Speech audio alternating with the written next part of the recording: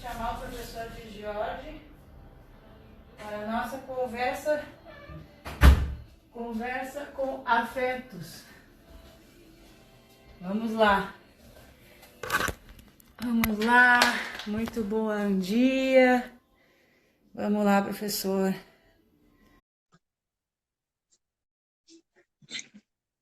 Já estou chamando o senhor aqui já.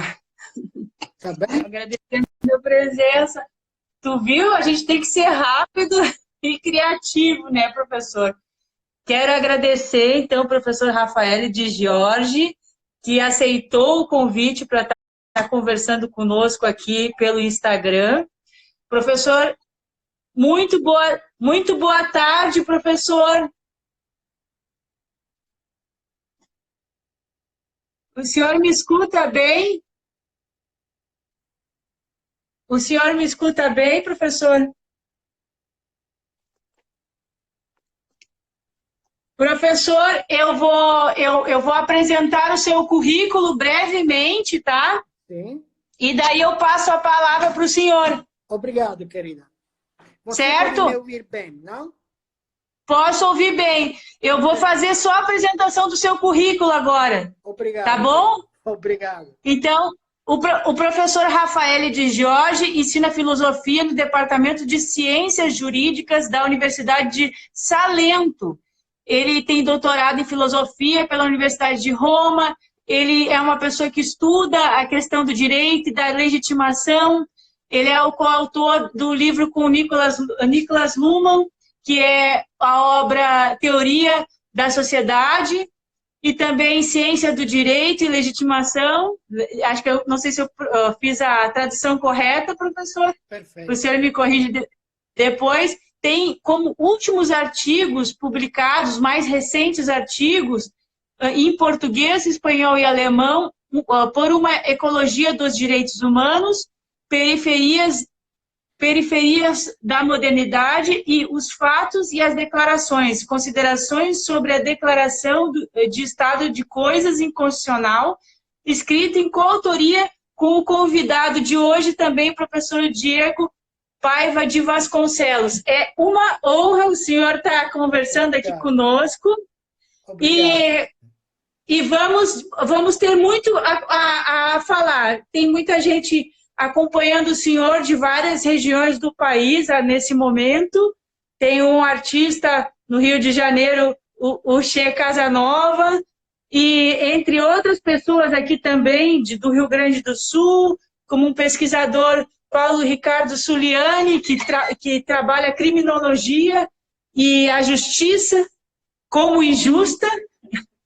E é um prazer que o senhor esteja aqui conosco.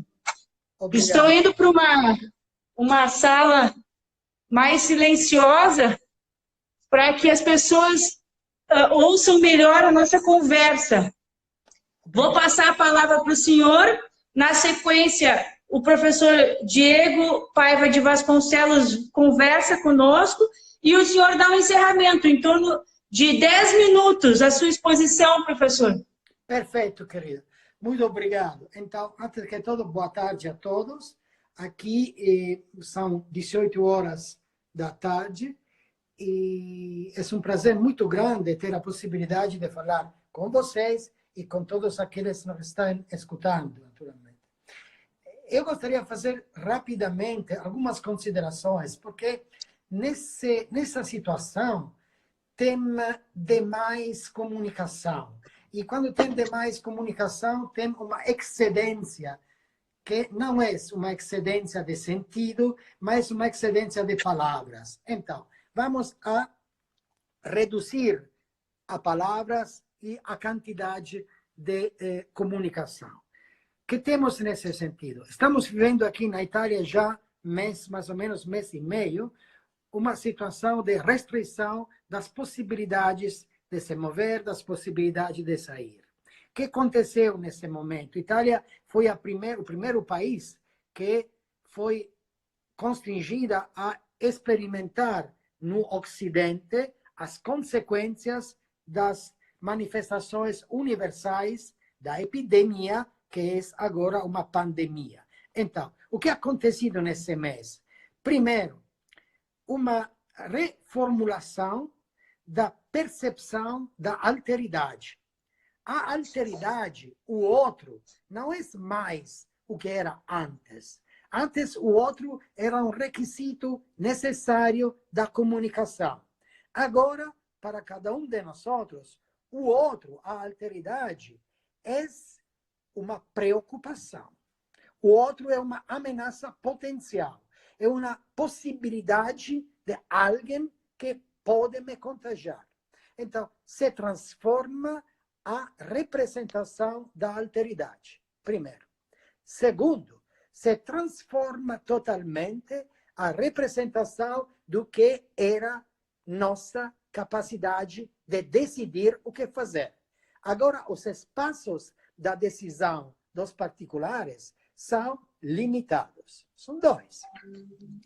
A excepcionalidade dessa situação tem condições naturais, como pode ser uma condição natural, um vírus, uma enfermidade. Então, a essas condições naturais, nós não vemos que elas são partes da construção política das enfermidades. Porque as enfermidades existem como pandemia somente no momento no qual tem uma declaração da pandemia. E essa declaração está recebida no interior da política. Então, a excepcionalidade dessa situação é uma excepcionalidade diferente das outras excepcionalidades.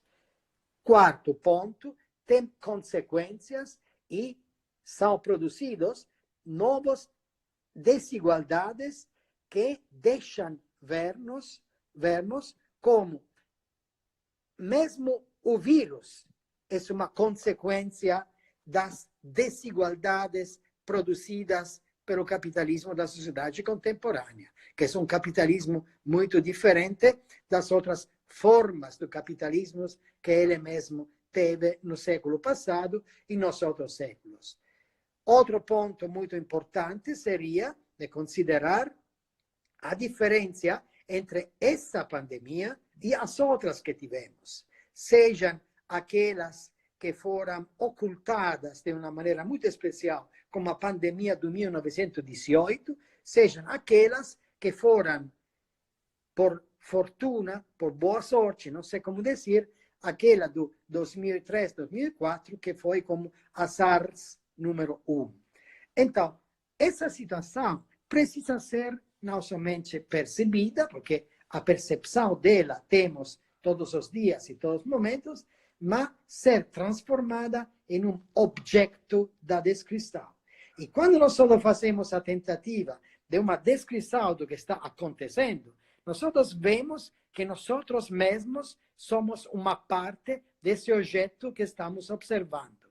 Assim que precisamos, para observar e descrever tudo isso, de uma teoria universal das possibilidades comunicativas, construtivas e da observação. Último ponto, naturalmente, nessas condições, vemos os limites do direito, vemos, em outras palavras, as possibilidades reduzidas que tem o direito, a não ser a possibilidade de se suspender. Temos uma suspensão do direito. Todos os dias se expande e se reduz, os limites do direito. Seria oportuno refletir a essas condições ainda uma vez sobre os famosos direitos humanos. E para aqueles que têm tantas expectativas frente aos direitos humanos, agora tem a possibilidade de ver que os direitos humanos, isso quer dizer a violação deles contínua, é totalmente compatível, como foi compatível com a escravidão, como foi compatível com a violência das guerras, assim é compatível com a violência e as mortes, lamentavelmente, que a pandemia está distribuindo no mundo. Agora, eu não sei, tenho a expectativa que vamos a sair dessa situação.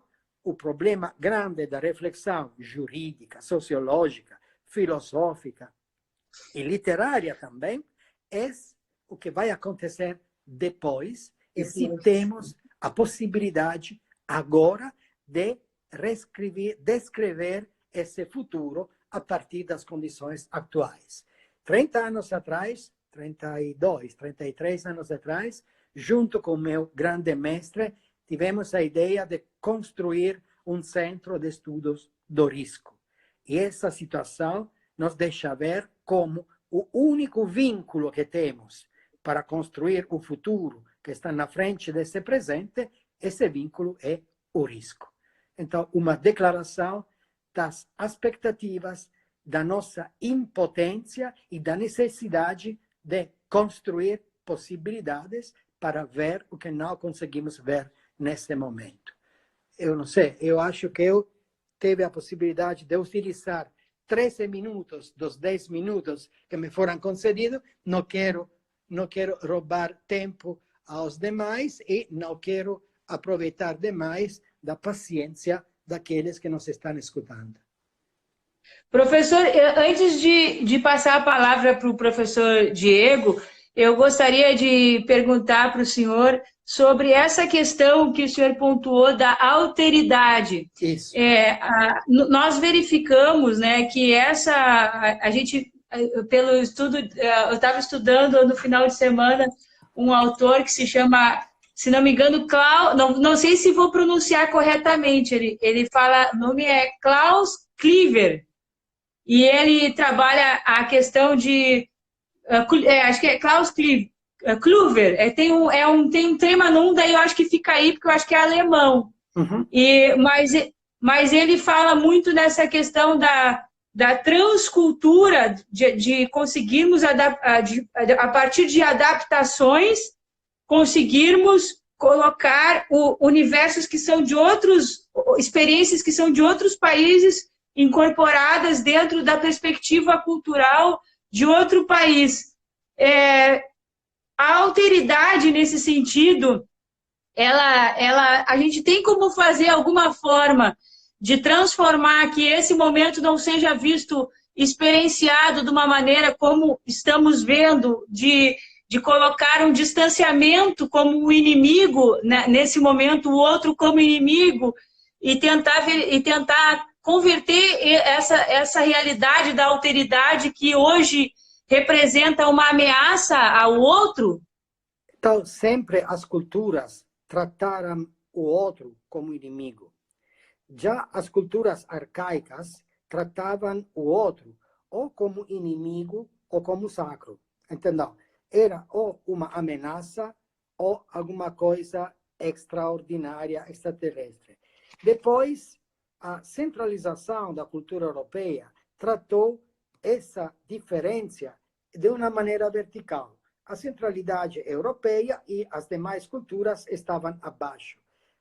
A uma condição era de incorporar a outras culturas, acelerar, se transformar e se europeizar, se centralizar. Aqueles que não conseguiram estes eram os negros, e foram tratados como escravos. As mulheres foram sempre tratadas como algo diferente, naturalmente. Os enfermos mentais, entendeu? E estes estavam ao limite da sociedade. Depois, os limites da sociedade se transformaram como os limites do direito.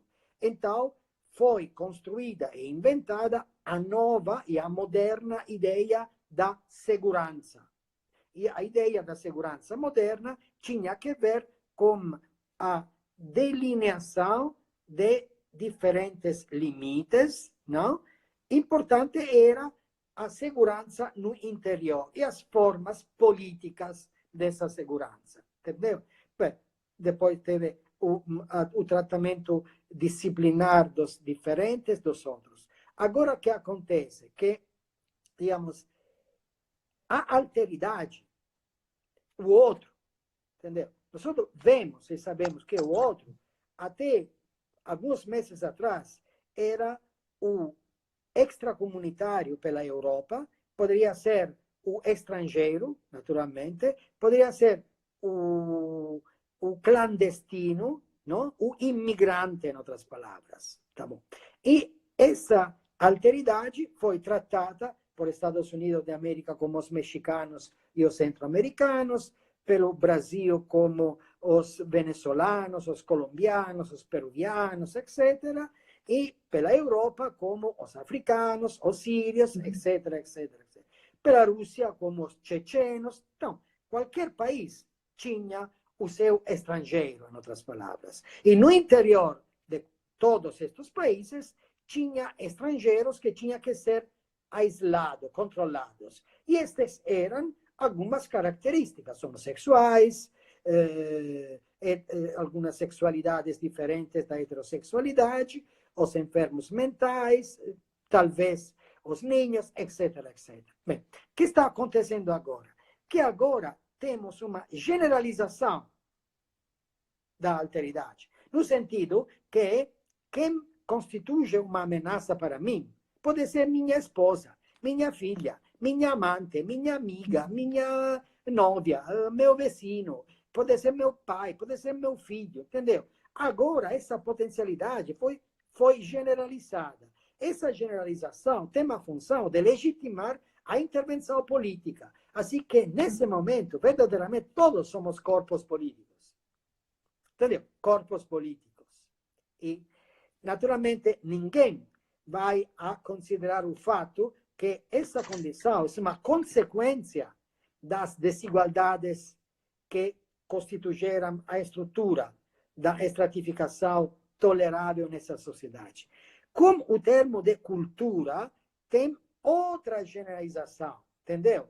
Essa generalização da cultura não preocupa porque, como se afirma talvez, pode ser transferida normas, costumbres aqui. Porque tudo que pode ser transferido, nunca pode ser transferido a não ser interpretado, reconstruído. Adaptado. Adaptado, naturalmente. Você sabe o que aconteceu com a cultura religiosa, musical, das danças, das costumbres dos negros no Brasil, naturalmente. Entendeu? E a adaptação Sim. pode ser aceita no limite da não interferência com a superioridade da cultura dos brancos, dos donos, não? Entendeu? Da Casa Grande, não? A senzala não pode interferir com a Casa Grande. Até quando não acontece, está tolerado, pode ser tolerado, não? Mas o que está acontecendo, da minha perspectiva, agora, nesse momento, como presente, dessa universalização não é uma criminalização do outro, é uma potencialização do outro. Então, a distância. O que vai acontecer nos espaços vazios da distância, entre você e eu, entre eu e minha esposa, entre eu e meu filho, entre eu e minha namorada, entre eu e meu vizinho? Esse é o grande problema. E aí vai, outra vez, a se insertar decisões políticas. Entendeu? Não direitos humanos. Este não. A insertar decisões políticas. Mas vocês estão fortunados, porque você, digamos, tem uma política a qual não reconhece a existência do vírus, então você está livre. É lamentável, né, professora? Nós temos eu digo que vivemos num momento muito triste político no Brasil, por uma grande falta de apatia, de interesse da população pela política, que reflete em governantes que não representam a legitimidade, a maioria da população, porque tivemos uma votação que muitas pessoas não participaram e ainda se acredita muito que eu entendo assim, eu sou ativista, eu vi que o senhor pesquisa presídios, eu também faço trabalhos em prisões há 9 anos no Rio Grande do Sul, dentro das penitenciárias, em vários estados, e procuro fazer o meu ativismo, a minha cidadania ativa, né, todos os dias, mas eu acredito que a falta de interesse político, ela gera esse espelho muito negativo do país diante de um contexto mundial em que a população mundial vê esse potencial letal que tem o coronavírus dentro da sociedade. E nós ainda temos um fator muito grave dentro dos ambientes prisionais, que se acontecer um caso dentro de um presídio aqui no Rio Grande do Sul, onde eu falo, que possui 4.200 presos, Claro. a população inteira morrerá. Claro. E isso é o que um colega escreveu ali, logo abaixo, o professor Paulo Ricardo Suriano escreveu, a necropolítica, né? A política da morte. Então, vão morrer muitas pessoas, nós temos consciência disso, porque temos um representante político que não defende direitos humanos, não é uma pessoa que prefere que as pessoas que cometam um crime, ao invés de trabalhar políticas públicas que antecedam a criminalidade, ele quer que morram essas pessoas. Então, se nós temos um político que prefere ver essas pessoas mortas, né? O que dirá com um vírus, que daí o senso de responsabilidade que ele pouco tem será ainda menor. Então, professor, eu gostaria, se o senhor puder ficar aguardar 10 minutos para o senhor dar o encerramento. Perfeito. O professor Diego fala agora. E daí o senhor conclui, vai ser muito importante. Obrigado. E nós vamos manter esse contato. Obrigado, querida. Tá? Obrigado. Um minuto que eu vou chamar o Diego. Permaneça no nosso quadro. Um minuto. Vou chamar agora o Diego de Paiva Vasconcelos. Eu falei antes, Diego Paiva de Vasconcelos. Boa tarde, professor Diego, que é responsável por essa conexão Brasil-Itália, que foi orientado pelo professor Rafael de Giorgi, e que, para mim, é uma satisfação poder estar compartilhando a tua experiência aqui, e a gente vai botar isso no YouTube depois. Então, seja bem-vindo. Ele é membro da Academia Brasileira de Direito, ele é professor de Direito Constitucional também, e eu quero aproveitar o máximo desse tempo para explorar os dois professores.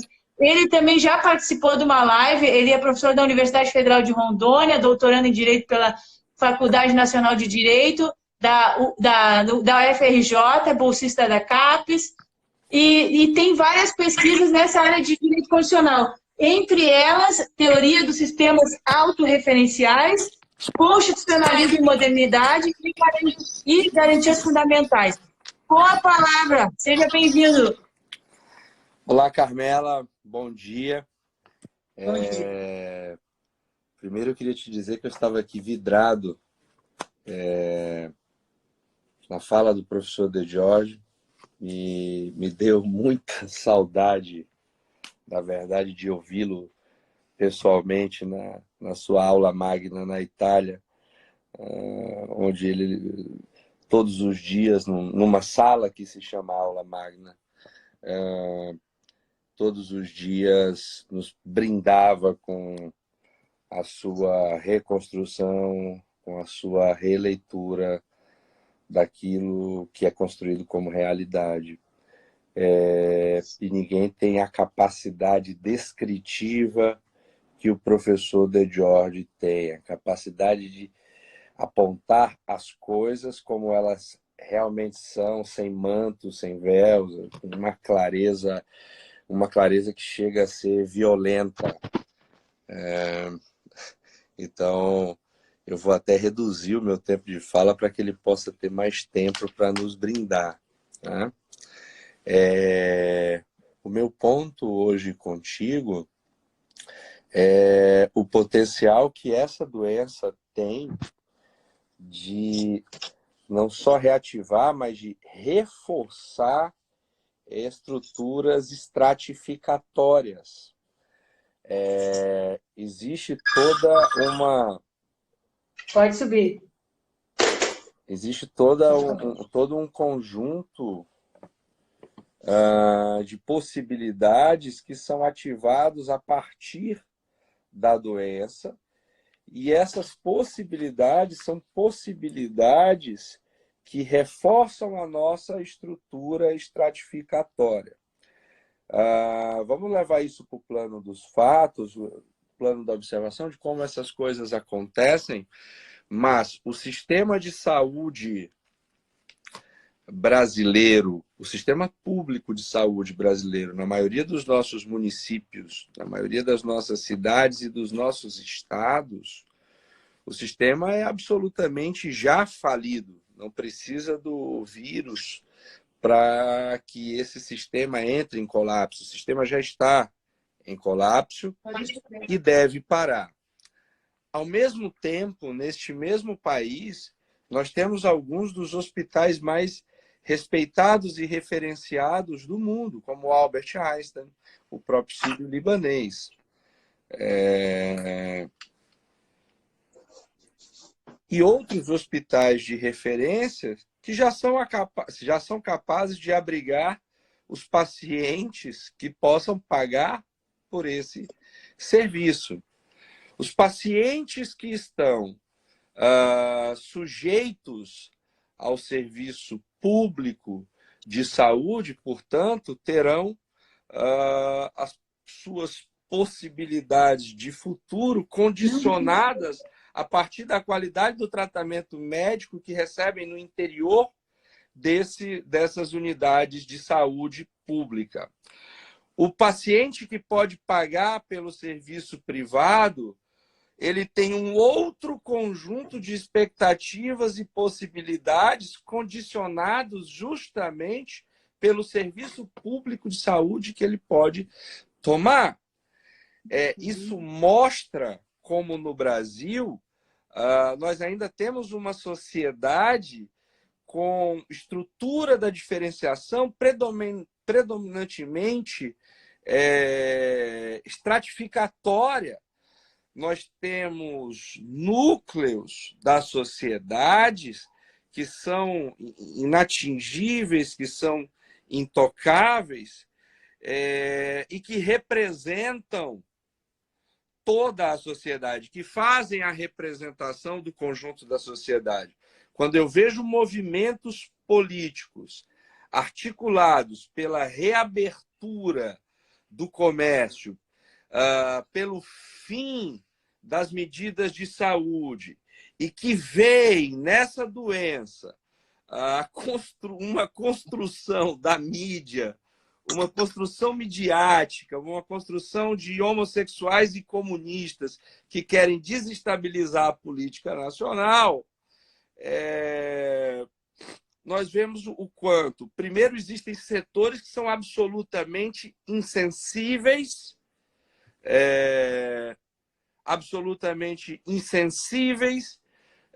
que não podem ser tocados por aquilo que acontece em outras camadas dessa sociedade estratificada. Que a sua leitura é de que o país está pronto para suportar a contaminação pela doença e que o nosso sistema de saúde pode suportar, a diferença dos sistemas norte-americanos e do sistema europeu, que crolaram, que faliram diante da ameaça da doença. Então, nota-se que essa construção só é possível, que essa leitura só é possível a partir de um núcleo social que tem no seu ambiente, como sua condição, um super sistema de saúde à sua disposição e que podem enxergar na doença uma mera gripe, algo passageiro. Do outro lado, eu tenho, dentro de outro extrato, trabalhadores que podem vir a ser expostos à doença pelo fim das barreiras, né? Das barreiras sanitárias que foram impostas, do isolamento social, e que sequer vão participar dessa decisão, né? E esse é um aspecto do risco. O professor De Giorgi falou do risco, e um dos aspectos do risco, quando ele toca pessoas, que o risco, como esse link que nós estabelecemos com o futuro, ele pode ser dividido em quem toma a decisão e quem não toma a decisão, ou entre as pessoas que são beneficiárias de uma decisão e as pessoas que não são beneficiárias direto dessa decisão, mas ambos assumem o ônus desse risco conjuntamente. O problema dessa estratificação da nossa sociedade, que eu vejo neste momento, é que um extrato é capaz de tomada real das decisões políticas. Num contexto de discurso, daquilo que se fala, daquilo que eles dizem, repleto de ódio, e de ódio social, de ódio de classes. Eu vi a manifestação do ministro da Economia, quando disse que o dólar estava tão barato que as empregadas domésticas viajavam até a Disney. E nesses exemplos é que se vê que realmente existe um ódio, um sentimento de classe que não é o discurso predominante, mas que é justamente o que está latente entre a formação dessas diferenças e que é muito profundo. Quando se fala no fim do isolamento e no fim de algumas medidas que foram adotadas, a preocupação que me traz é que justamente está exposta a perigos a camada da população que não participa da tomada dessas decisões. Se formam todo um discurso de justificativa para essa medida, de benefício justamente dessas populações, porque o fascismo é sempre cínico. Então, o Brasil não pode parar porque justamente essas pessoas não podem deixar de ter o que comer. Quando, na verdade, isso esconde uma orientação política do menor gasto possível, e que, quando se vê um país como os Estados Unidos e a própria União Europeia tomando intervenções bilionárias, o nosso país distribui 600 mil kits do coronavírus entre os estados, por uma lógica simples. Aquilo que não pode ser observado não existe, não pode ser dito. Aquilo que não pode ser observado não pode ser indicado, não pode ser diferenciado. E a base da inexistência de kits para exames se constrói um discurso, uma retórica de que o país não foi afetado pelo vírus e de que é chegado o momento de retomar o crescimento da nossa economia, sob pena dessas pessoas que pertencem, isso não fica dito, a esses estratos que não decidem, mas é dito às classes trabalhadoras, de que a essas pessoas, a mesa dessas pessoas, venha a faltar o que comer. Nós precisamos de mais Estado, de mais intervenção, não é? Porque esse discurso é um discurso que cabe aos estratos dominantes, que têm a sua própria representação de sociedade e que, no seu meio ambiente, contam com o sistema de saúde do sírio-libanês e do Albert Einstein. A nós, professores universitários, por exemplo, que somos condicionados ao uso de hospitais públicos, a nós, as condições ambientais são outras e nós não vamos participar dessa decisão. As pessoas estão isoladas, mas é obrigatório, nesse momento, redescobrir as possibilidades da comunicação com este meio ambiente tecnológico que nós temos, ou seja, com a capacidade que nós temos aqui de estarmos reunidos, eu, você e De Giorgi, para poder falar de temas sensíveis e que nós possamos usar estes meios da comunicação, que são absolutamente independentes, para manifestar as nossas opiniões políticas sobre aquilo que está acontecendo. E aqueles que detêm o conhecimento e a informação, cabe noticiar, não é alarmar, mas noticiar e conscientizar a população daquilo que acontece. Vi recentemente, por exemplo, ser noticiado o uso da máquina do Estado para processar uma determinada emissora de TV e alguns jornalistas por supostamente estarem criando condições alarmantes e condições de pânico. Ou seja, no momento em que o direito se suspende, como disse De Giorgi, eu passei o meu tempo já, Carmela?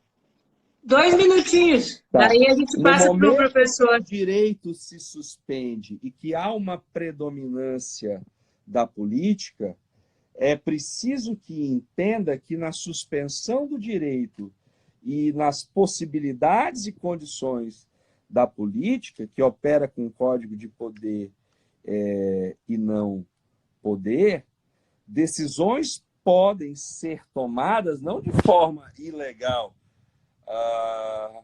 mas a partir da formação de maiorias sem a limitação que impõe o direito. E com bases constitucionais, né? E este é um momento de muita preocupação para mim. O 11 de setembro deixou marcas muito profundas no direito. As modelagens políticas, os designs políticos desse momento condicionarão o direito quando ele retomar suas atividades, ou seja, o direito esgotou as suas possibilidades, os seus limites, ele se suspende, ele oferece essa como a sua última possibilidade, e agora a política pode trabalhar sem os limites do direito. Quando o direito deixa de estar suspenso, quando o direito se recoloca, ele tem um novo ambiente com o qual ele vai se chocar. Esse é o meu ponto. E eu gostaria de voltar para o professor De Giorgi, que eu estou ansioso por ele. Obrigado, Carmela. Vou obrigado colocar pela atenção de todos. Obrigada. E enquanto eu vou mudando aqui para o professor De Giorgi, na sequência o professor e juiz do trabalho, Rafael Marques, eu quero dizer para vocês que, tanto para o professor De Giorgi como para o professor Diego, que o professor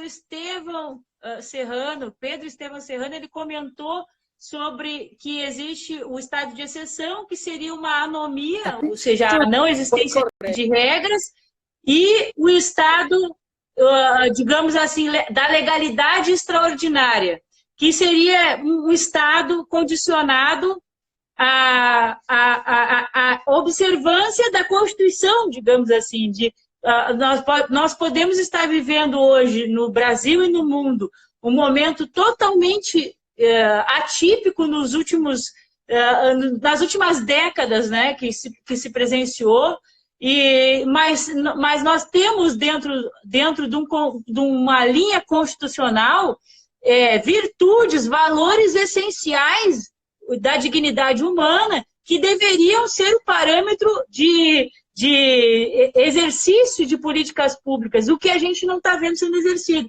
Passo a palavra para encerrar essa participação, depois passo para o professor Diego, mas agora passo a palavra novamente para o professor Rafael De Giorgi, que está na Itália. Obrigado, querida. Então, até eu gostaria de agradecer o professor Diego pelas considerações claras e precisas que ele fez e dizer, naturalmente, estou de acordo com todo o conteúdo e a estrutura da sua argumentação. Então, para concluir sobre um tema que não tem conclusão, naturalmente, para interromper, digamos, e com a expectativa de ter a possibilidade de continuar tudo isso. Na sociedade moderna, os direitos humanos, vejam, direitos humanos, são uma condição que faz possível a diferenciação tipicamente moderna.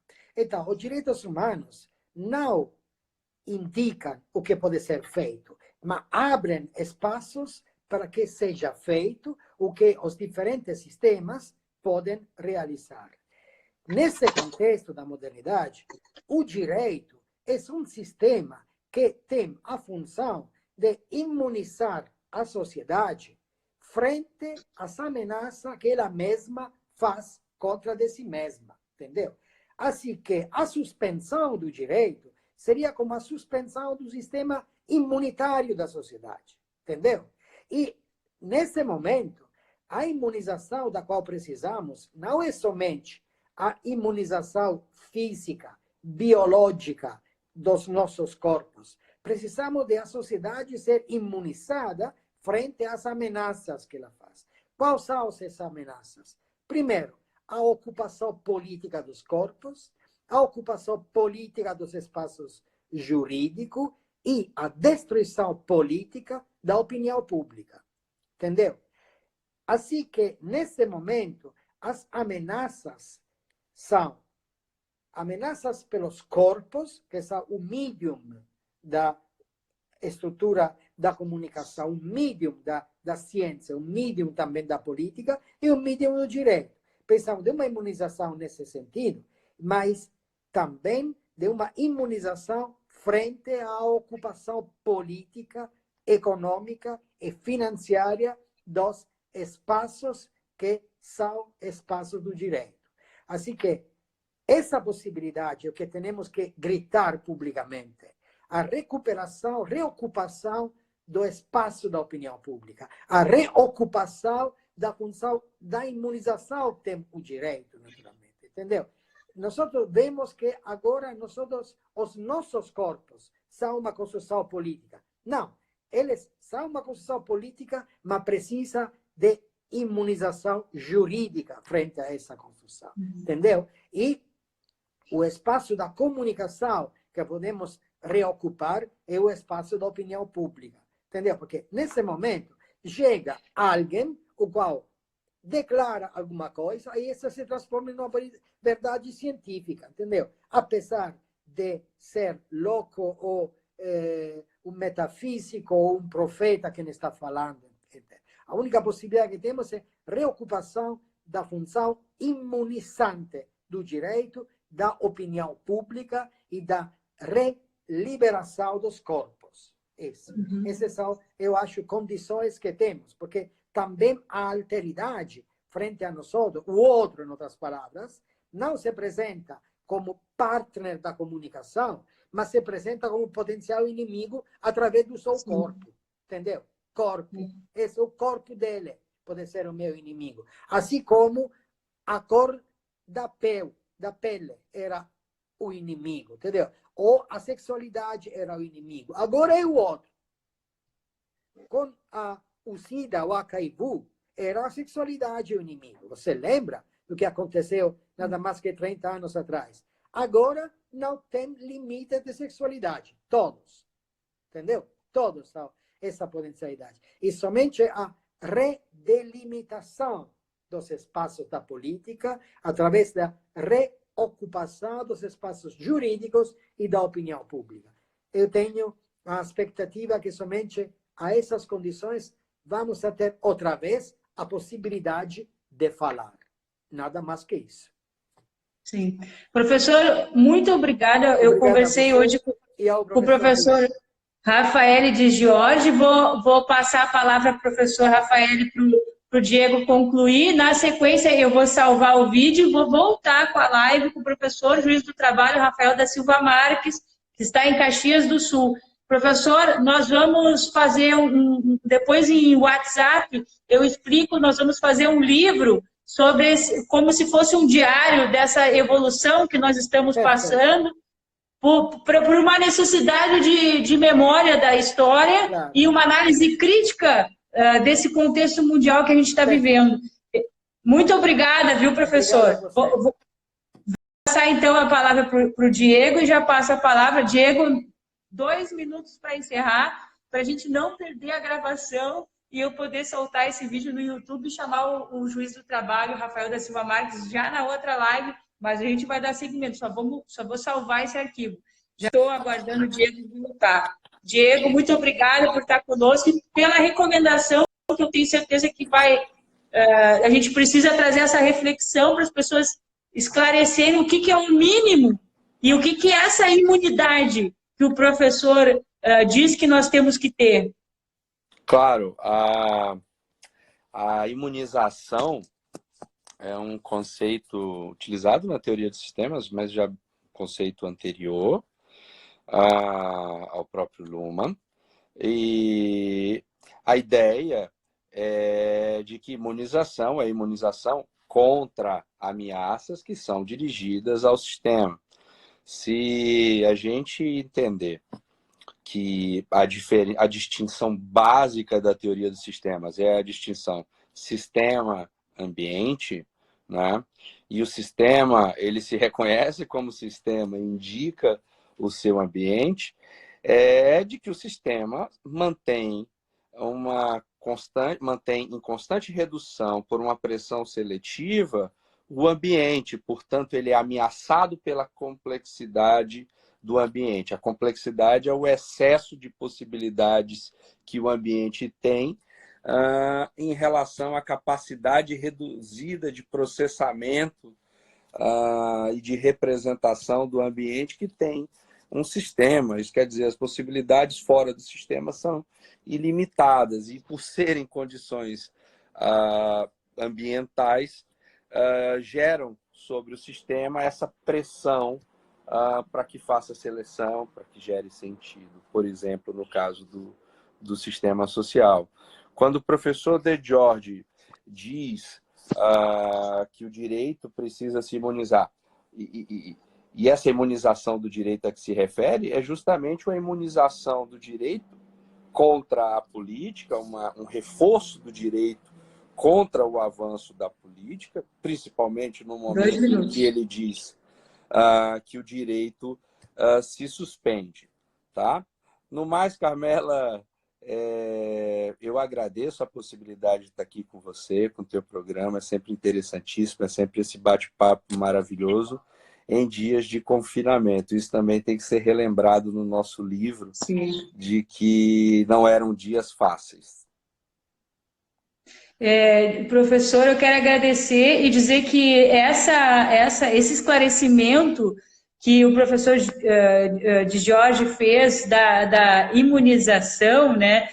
A gente pode, só para concluir, para esclarecer para quem é estudante ou para quem não é da área, seria uma garantia mínima, um patamar mínimo, como se fosse uma cláusula pétrea que não poderia mexer naquele núcleo?